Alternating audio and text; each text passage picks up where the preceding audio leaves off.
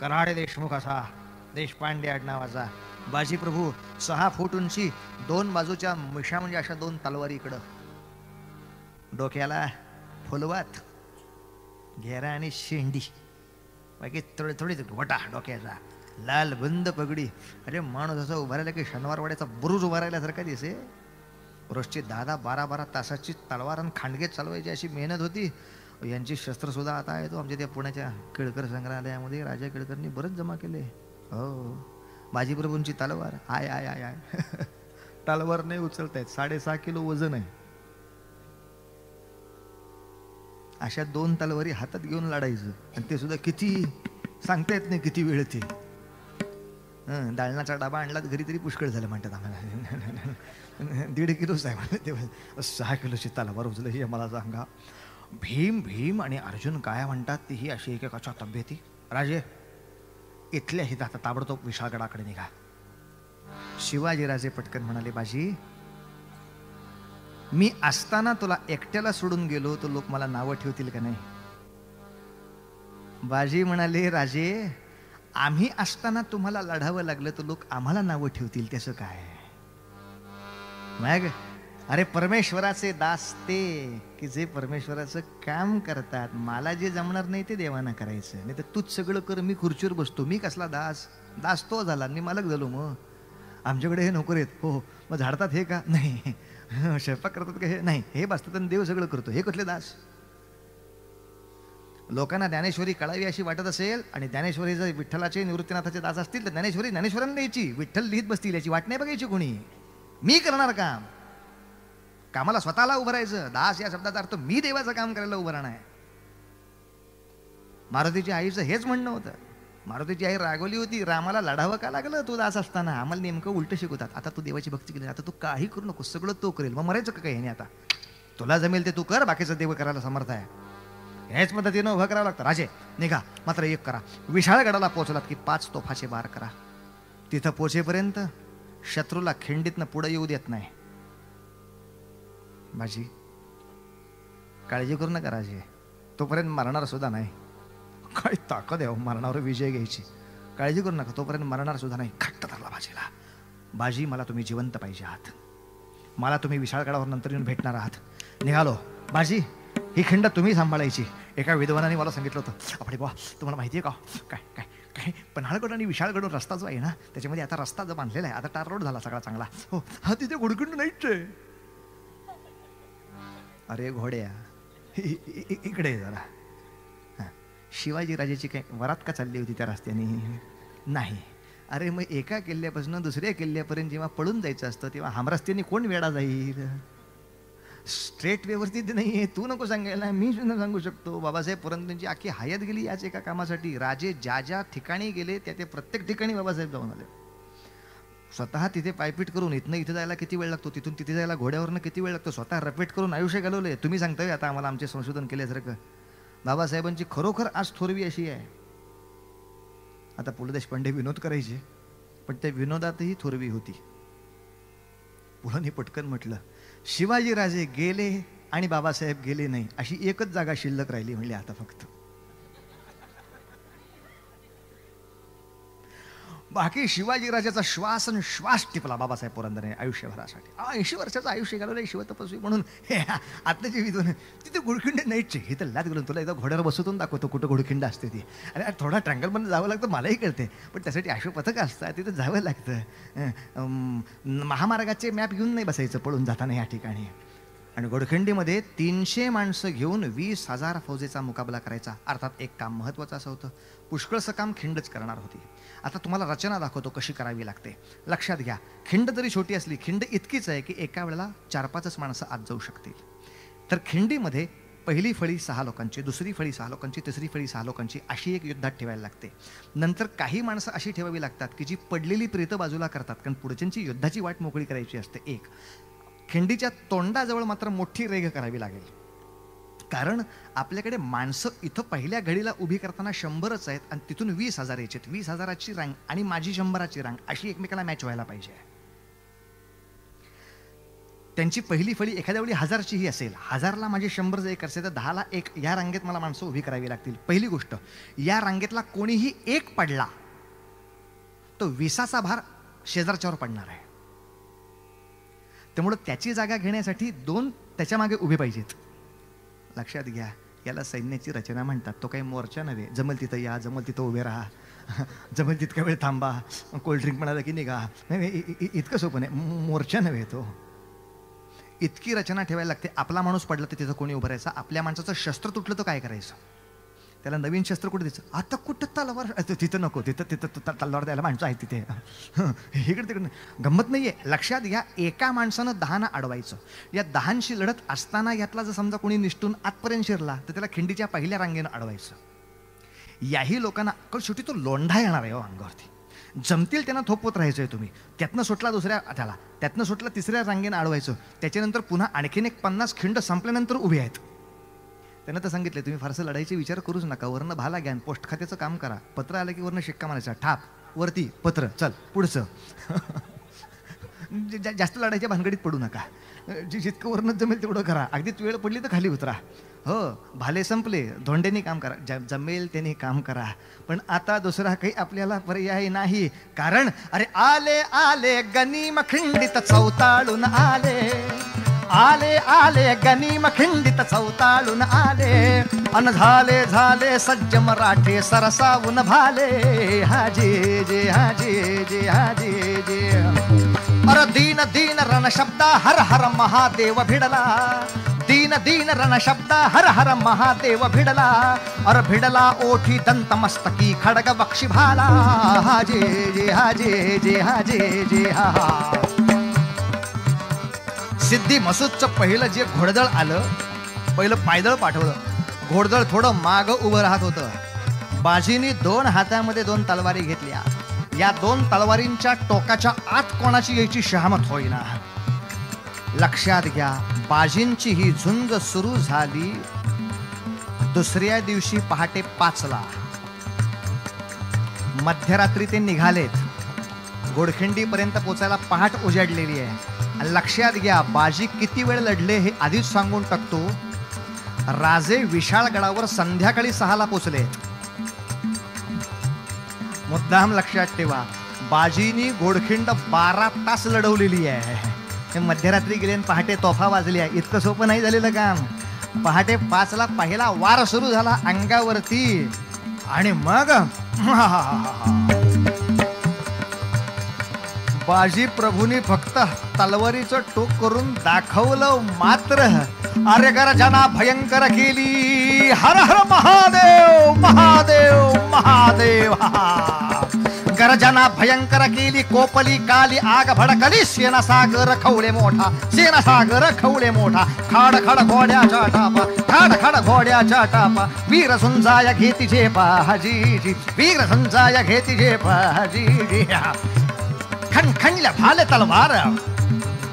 सिद्धी मसूदची पहिली फळी पहाटे 5 ते सकाळी 10 वाजेपर्यंत 20,000 फौजेतला 5-6 हजार शत्रू कापून निघाला. 300 माणसातले ही 40-50 गेले.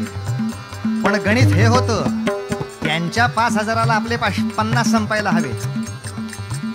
याच्या खाली आपल्या लोकांनी मरायचं नाही. दुपारी 10 वाजता सिद्धी मसूदच्या सैन्याचा ब्रेकफास्ट टाइम झाला. त्याचे आघाडीचे सैनिक मागं जाऊन पाणी पिऊन खाऊन पिऊन परत यायचे. यांना ब्रेकफास्ट नाही, लंच नाही. दुपारच्या ड्युटीमध्ये सुट्टी आवर कुठलाही नाही. आता एक आवर तरी नाही तर सांभाळ तरी तिकडचं, आता काय असेल नसेल ते. त्यामुळं तिथेच करत राहायचं. काय लढायचं असेल ते. दुपारी 12 पर्यंत असं युद्ध चालू राहिलं. सिद्धी मसूदने शेवटी बंदूकवाला आणला. बंदूकवाला 1 मैल लांब आहे बाजीप्रभूपासून. त्याला माचणावर उभा केला. तो विचारतो सिद्धीला, किसको किस पर गोली चलानी है? वो बीच में जो आदमी दिखाई दे रहा है. आणि लांबून सुद्धा त्याला बाजी ओळखता आला. याचं कारण बखरीत असंच वर्णन आहे. सिद्धीनं त्याला सांगितलं, सगळ्यांपेक्षा जो लाल रंगात जास्त असेल तो बाजीगो, ज्याच्या अंगावर आता जखम व्हायला जागा उरलेली नाही. कारण लक्षात ठेवा, गंमत अशी असते, याने तलवारीनं घाव अडवायचा, याने तलवार चालवायची. याच्या टप्प्यात कोणी येऊ शकत नाही. त्यामुळं पुढची माणसं एकाची तलवार चालू असताना दुसरा भाला फेकायचा. याच्याकडे तलवार अडकली असताना समजा भाला इथं येऊन घुसला, आता दोन्ही हातात तलवारी आहेत, तर मागच्या माणसाने फक्त तो उपसून काढायचा. दोन तलवारीनं एकाला मारताना एकाला अडवताना तिसरा फटका हिथं बसला तर तो फक्त डोक्याने होकवायचा आणि त्याला संपवायचा. असं एका वेळेला 10शी लढत राहायचं. 1 2 3 4 5 6 तास दुपारी 12 पर्यंत मारला बाजीनी त्या ठिकाणी. कल्पना नाही करता येतो.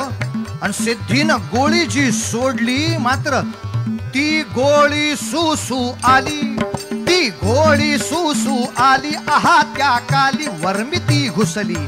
ती गोळी सुसू आली, आहा त्या काली वर्मिती घुसली. श्रीबाजी विव्हळ पडला, श्रीबाजी विव्हळ पडला, मागुती काहीसा उठला, बेहोश वीर वर बदला.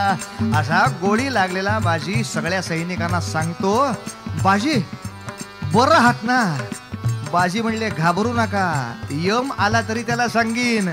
तोफे आधी नमरे बाजी सांगा मृत्यूला, तोफे आधी नमरे बाजी सांगा मृत्यूला.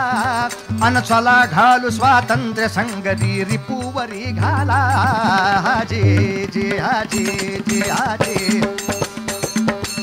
आता बाजी प्रभूला लोक सांगायला लागले, बाजी तुम्ही पडलेला दिसला. माणसं आपली माघार घेऊ लागली आहेत, ओठलात तर काम होईल. आणि छातीत गोळी असताना बाजी दांडपट्टा घेऊन उभे राहिले. मात्र कचरला मराठी भाला, कचरला मराठी भाला, बाजी तो आला तोलुनी धरला. रणिरंग पुन्हा येसाचा, रणिरंग पुन्हा येसाचा, गरजती मराठी रिपुचा, घ्या सूड म्लेंछ मत्ताचा, करमाळा रिपुच्या आतड्याच्या, लावा उट्या त्यांच्या रक्ताच्या, त्यांचा मस्तक चेंडू साचा. अरे समर रंगणी चेंडू फळीचा डाव भरा आला, अरे समर रंगणी चेंडू फळीचा डाव भरा आला. अन चला घाल स्वातंत्र्य संगती रिपुवरी घाला. हाजे जे हाजे जे. संध्याकाळी 4 वाजता राजे विशाळगडाला पोहोचले. सुरव्याचा वेढा मारून काढला. विशाळगडचा किल्लेदार सैन्यासकट खाली आला. स्वागत केलं. विशाळगडावरती राजे तासात पोहोचले. 5 सव्वा 5ला संध्याकाळी राजे विशाळगडावर होते. माणूस धावत पाठवला तोफखान्याकडे, पहिली तोफ उडवा. बाजीला सांगा मी विशाळापर्यंत पोहोचलो. बरोबर 5:45ची वेळ. माणूस तोफेपर्यंत पोहोचला. बाजी छातीत गोळी असताना पुढे 4 तास माणूस दांडपट्टा चालवत राहिला होता. मजा नव्हती. अंगातलं रक्त जाईत असताच हा माणूस हातवर उभे, राजा पोचला का? आणि एवढ्यात मागचा सैनिक आला. बाजीने एकच विचारला, आपली माणसं किती राहिली आहेत? 300तले फक्त 50 शिल्लक आहेत बाजी. 250 आपले संपले. ते महत्वाचं नाही. हात तिथं दटून राहा. राजा पोचला का? बहुतेक पोचला का? लांबचा विशाळा दिसतोय. माणसं तोफखान्याकडे जाताना दिसताय. तोफ उडताना दिसतीये. काय सांगतो येड्या? तोफ उडताना दिसते. तो प्रकाश झोत दिसला. धडाड करून जो आवाज झाला, बाज बाज बाज बाज बाज बाज, धड धडा 12 मग झाले, धड धडा 12 मग झाले. हास्यमुख केले, हास्यमुख केले. हा पहिला बार शिवाचा, हा पहिला बार शिवाचा, हा दुसरा कर्तव्याचा, हा तिसरा भवानीचा, हा चौथा महादेवाचा. अरे 5वा धडाडला, हरबोला जय झाला. अन चला घाल स्वातंत्र्य संगती रिपुवरी घाला.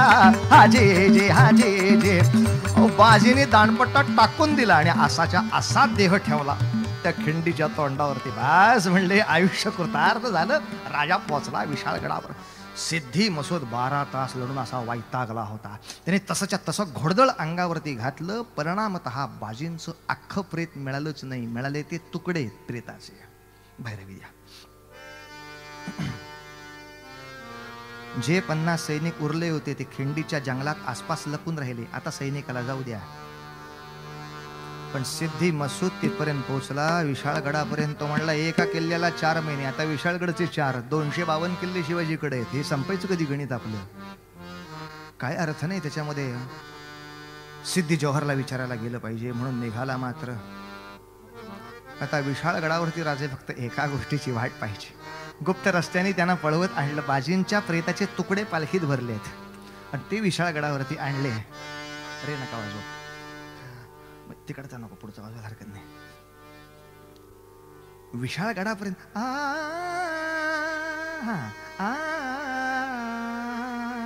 कीर्तनाचं हेच तर नाटक आहे सगळं.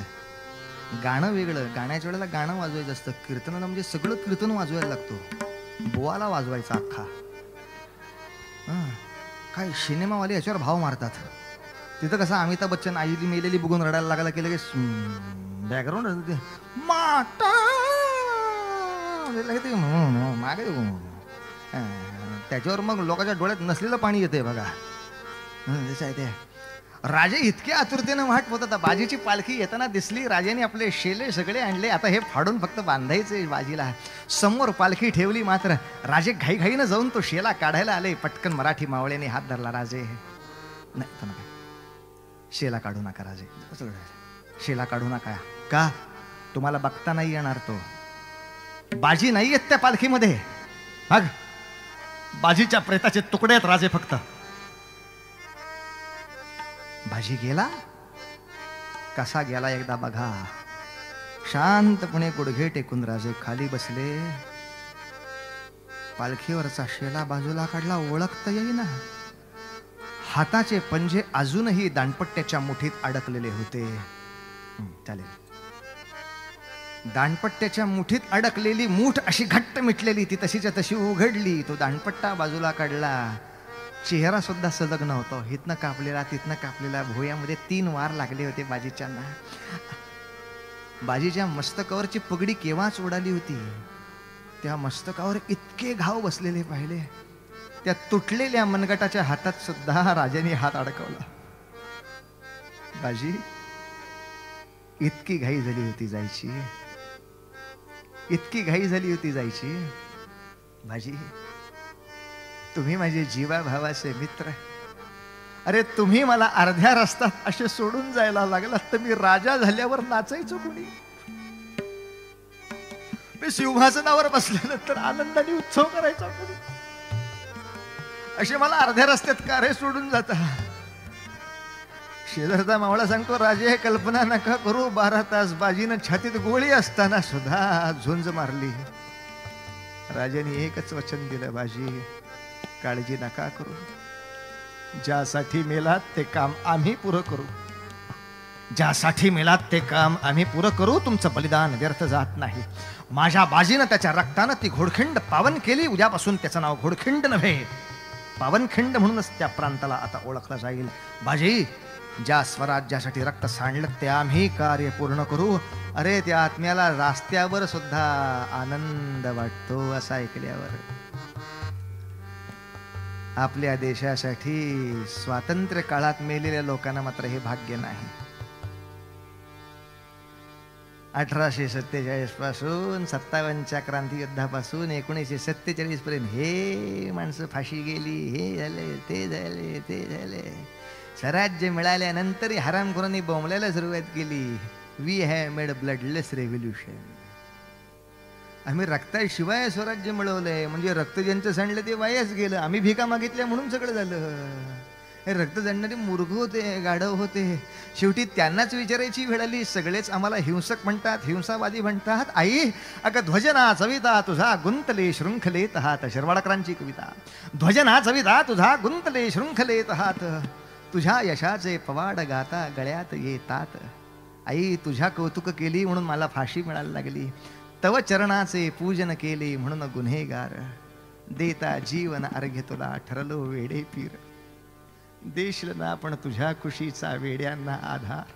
आई, वेड्यांना आधार. गरजा जय जयकार, क्रांतीचा गरजा जय जयकार. ही माणसं शेवटी भारत मातेला विचारतात, आई तू नाही ना आम्हाला वेड म्हणणार? हे शहाणे लोक आम्हाला वेड ठरवायला लागलेत.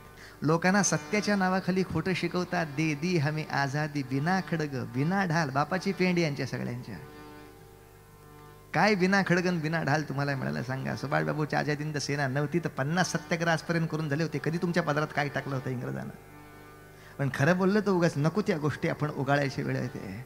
यासाठी जर या सगळ्या वीरात्म्यांना शांती द्यायचीच असेल तर सरकार तेव्हा त्यांना काय वचन देईल आम्हाला माहीत नाही. पण महादेवाच्या प्रांगणात जमलेले आम्ही सगळे महादेवाचे भक्त, आपण आपल्या परीनं त्यांना एक वचन देऊन टाकू आणि आजचं कीर्तन थांबवू. मग ते शिवाजीराजे असोत, बाजीप्रभू असोत, चाफेकर असोत, फडके असोत, पुढचे सावरकर असोत, नाही तर सुभाषबाबू असोत. हेही एक देवीचे भक्त होते, आम्ही एका देवाचे भक्त आहोत. तुमच्या चरित्राचं श्रवण करून आम्ही किमान इतकी ताकद नक्की कमावू, आम्हाला पराक्रम नाही जमला तरी चालेल, पण किमान तुमच्या नावाला बट्टा येईल असं या आयुष्यात आता होणार तरी नाही काही वेगळं. सगळ्या जंगलाला आग लागलेली असताना एका झाडावर पक्षी बसून राहिला होता. संन्याशी त्याला सांगत होता, अरे पक्षा, तुला पंख दिलेत, अरण्य पेटलंय, कशाला बसलायस, जा उडून दुसऱ्या झाडावरती. तो पक्षी म्हणायला लागला, कसा जाऊ, फल खाये इस पेड़ के, ह्या झाडाची फळं खाल्ली. फल खाये इस पेड़ के, गंदे किए हे पात. या झाडावर माझं आयुष्य गेलं असेल तर अब यही मेरा फर्ज है, जल जाए इसके साथ. या देशाने मला मोठं केलं असेल तर उद्या जळायची वेळ आली तर आम्ही देशासाठीच जळू, हा त्यातला सगळ्यात मोठा आशावाद आहे. वाईट एकाच गोष्टीचं वाटतं, ते तिथल्या पंचतंत्रातल्या एका पक्षाला कळलं. सगळ्या पक्षांना एकदा कळल्यावर किती मजा येईल. समजा पक्षाला नाही कळलं, किंवा आपल्या माणसासारख्या माणसानं तर ते नक्की कळेल, आणि आम्ही त्यांना सांगू, आम्ही पराक्रमाची कास धरू. पुढच्या पिढीला सक्तीचं सैनिक शिक्षण हे आम्ही त्यांच्या विद्यार्थी काळात देऊ. सैनिक शिक्षण चालू असताना त्यांची मनं फितूर होणार नाहीत अशी उपासना त्यांच्याकडनं करून घेऊ. आम्हाला नुसते वीर नव्हेत तर पुण्यश्लोक जन्माला घालायचेत, ही आपण कर्तृत्व करू. प्रत्येक पुढचा देवाचा उत्सव अशा शूरांचे सत्कार करण्यात वेळ घालवूया. मुद्दाम सांगतो, याच्याही पुढच्या उत्सवामध्ये आपल्याला तो उद्योग करायला हवा. आपल्या तऱ्हेने जशी पंतप्रधानाचे शौर्य पदकं पाठवली जातात, तशी या प्रांतामध्ये ज्या ज्या मुलांनी NCC कॅडेट म्हणून मोठं नाव मिळवलं असेल, त्याला महादेवाच्या नावाने एक बक्षीस मिळायला हवं. की ज्यावेळी आपल्या पोराला ती इच्छा व्हायला हवी, मी पण उद्या बंदूक उडवीन, आमच्या देवाचं बक्षीस मी मिळवीन, अशी शक्तीची उपासना तुम्ही आम्ही केली पाहिजे. रवींद्रनाथांची एक गंमत सांगतो आणि थांबतो. भैरवी म्हणतो, रवींद्रनाथ टागोर एका कवितेत असं म्हणतात, सूर्य अस्ताला निघाला, रडू लागला आणि म्हणाला, अरे आता अंधार पडणार, माझं काम कोण करेल. अशा वेळेला चंद्र तारका सगळ्यांनी मनाखाली घातल्या. त्यांना कळत होतं आपलं तेज काही त्याच्या बरोबरीचं नाही, पण एक पणती मात्र धावत धावत पुढे आली आणि ती म्हणली, सूर्या, मला खूप नाही जमलं तरी माझ्यापुरतं मी तुझं काम करेन. लक्षावधी लोकांनी पणत्या लावायच्या ठरवल्या की क्षणात दिवाळी होते, आणि सगळ्यांनी एकत्र मिळून पेटवायचंच ठरवलं की कोणाचीही होळी करता येते. हा रोजचा अनुभव आपला असताना कशासाठी घाबरायचं, कशासाठी रडायचं. बस कैवारी हनुमान अमुचा, कैवारी हनुमान पाठी असता तो जगजेठी, वरकड काय गुमान अमुचा कैवारी हनुमान. त्यामुळे हा एक आदर्श डोळ्यासमोर ठेवून याच्या पुढच्या आपल्या काळामध्ये प्रपंच नेटका करत, पण समाजाच्या सन्मानासाठी आणि धर्माच्या कल्याणासाठी मला नाही जमलं ते मी माझ्या पुढच्या पिढीकडून करून घेईन, या आशेनं आणि इच्छेनं आपल्या सर्वांकडून शौर्याची उपासना आणि उपासनेचं शौर्य आम्ही वाढवू आणि सांगू, कैवारी हनुमान अमुचा, कैवारी हनुमान, कैवारी हनुमान अमुचा, कैवारी हनुमान.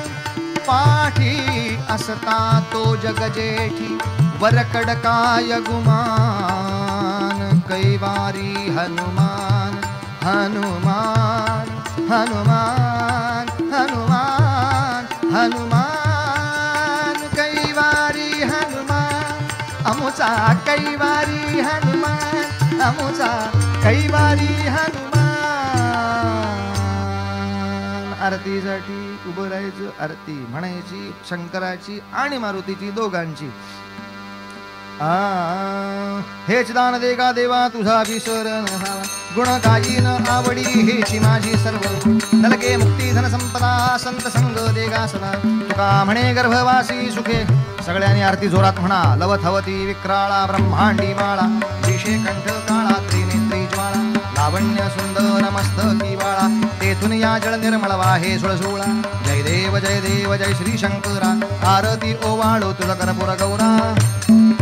कर्पूर गौरा भोळा नयनी विशाळा, अर्धांगी पार्वती सुमनांच्या माळा, विभूतीचे उधळण शितिकंठ निळा, ऐसा शंकर शोभे उमा वेल्हाळा. जय देव जय श्री शंकरा, आरती ओवाळू तुझ कर्पूर गौरा. जय देव जय. देवी दैत्य सागर मंथन पै केले, त्या माझी अवचित हाला हलुठले. एतवा असुरपणे प्राशन केले, नीलकंठ नाम प्रसिद्ध झाले. जय देव जय श्री शंकरा, आरती ओवाळू तुझ कर्पूर गौरा. जय देव जय. व्याघ्रांबर फणिवरधर सुंदर मदनारी, पंचानन मन मोहन व्रजन सुपकारी, शतकोटीचे बीज वासे उच्चारी, रघुकुल टिळक रामदासा अंतरी. जय देव जय श्री शंकरा, आरती ओवाळू तुझ कर्पूर गौरा. जय देव जय. सत्राणे उड्डाण हुंकार वदनी करडळमळ भूमंडळ सिंधू जळकगनी कडाडले ब्रह्मांड धाके त्रिभुवनी सुरवरंदर निशाचर झाल्या त्या पळणी जय देव जय देव जय जय हनुमंता तुमचे मी प्रसादे नभिकृतांता जय देव जय दुमदुमुली पाताळे उठला प्रतिशब्द थरथरला धरणी धर्मानी लाकेद कडाडले पर्वत उद्गण उच्छेद रामी रामदासा शक्तीचा शोध जय देव जय देव जय हनुमंता तुमचे मी प्रसादे नभिकृतांता जय देव जय घालीन लोटांगण वंदीन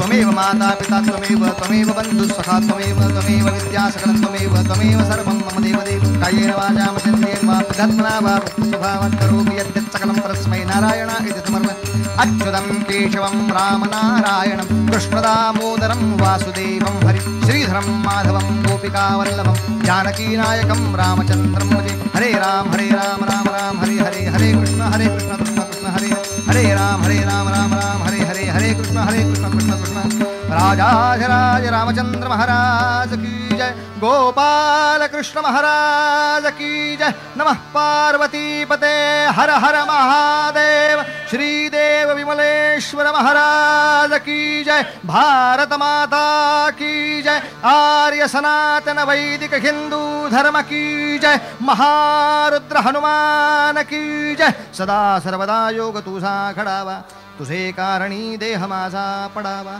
उपेक्षू नको गुणवंता अनंता रघुनायका मागणे हे आता जय जय रघुवीर समर्थ. ज्यांना कोणाला कीर्तनाच्या कॅसेट पाहिजे असतील त्यांनी थोड्या वेळाने मला भेटायचं. मी बोलतोय हां.